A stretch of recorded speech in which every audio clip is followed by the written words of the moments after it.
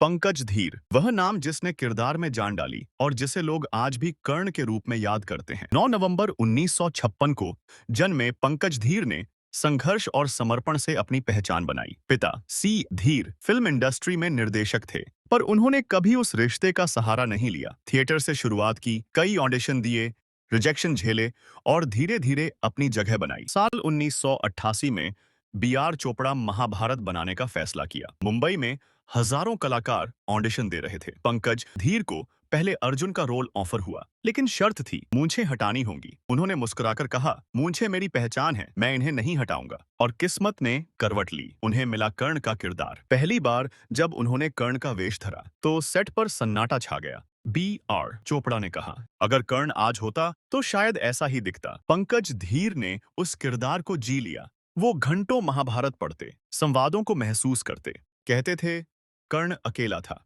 मैं भी उसी एहसास में रहना चाहता हूँ। महाभारत के बाद वो घर घर में पूजे जाने लगे। लोग उन्हें प्रणाम करते, महिलाएं राखी भेजती, बच्चे कर्ण कहकर पुकारते। फिर भी उन्होंने कभी अभिमान नहीं किया। कहते थे, शोहरत तभी खूबसूरत लगती है जब उसके साथ सादगी हो।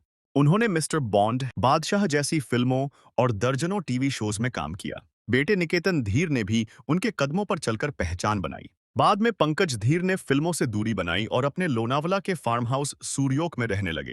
कहते थे, असली सुकून शहर के शोर में नहीं, पेड़ों की हवा में है। वो नए कलाकारों को गाइड करते और कहते, अगर किसी ने तुम्हें काम नहीं दिया तो खुद का काम बनाओ।